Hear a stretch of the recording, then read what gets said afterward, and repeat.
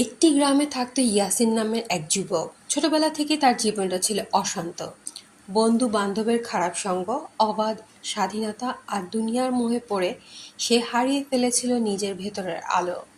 মাদক, জুয়া, অন্যায় সব কিছুতেই তার আসক্তি জন্ম নেয়।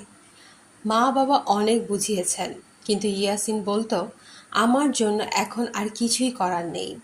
আমি তো আল্লাহর চোখে শেষ হয়ে গেছি। কিন্তু আল্লাহর রহমতের দরজা কখনোই বন্ধ হয় না।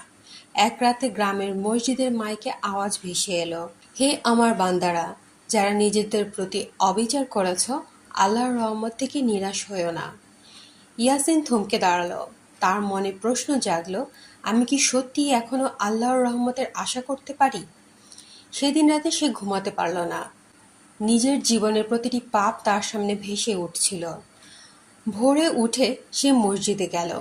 ইমামের কাছে গিয়ে কান্না ভেজা কণ্ঠে বলল, হুজুর, আমি কি আর আল্লাহর কাছে ক্ষমার যোগ্য আছি?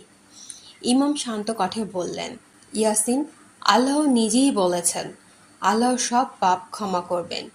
তোমার শুধু আন্তরিক তওবা করতে হবে, সত্যিকার অর্থে বদলে যেতে হবে। সেদিন থেকে ইয়াসিনের জীবনের নতুন অধ্যায় শুরু হলো। ধীরে ধীরে সে মাদক, জুয়া সব ছেড়ে দিল। নামাজে দাঁড়াতে শুরু করলো। পুরনো বন্ধুদের ছেড়ে সে ভালো মানুষের সঙ্গ নিল। মানুষের সেবায় নিজেকে নিয়োজিত করলো।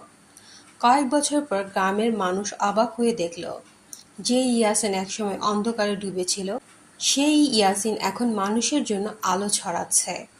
মসজিদের সামনে দাঁড়িয়ে সে একদিন বলল, ভাই ও বোনেরা, কখনো আল্লাহর রহমত থেকে নিরাশ হয়েও না। আমি যদি পরিবর্তন হতে পারি, তবে আপনিও পারবেন। মানুষ যত বড় পাপই করুক, আল্লাহর দরজা সব সময় খোলা। শর্ত একটাই, আন্তরিক তওবা এবং পরিবর্তনের চেষ্টা। সূরা আজ-জুমার আয়াত ৫-৩ আমাদের শেখায় যে হতাশা শয়তানের ফাঁদ। আল্লাহ দয়ালু, তিনি ক্ষমাশীল। তাই আশা হারিয়ে নয়, বরং তওবার আলোয় ফিরতে হবে।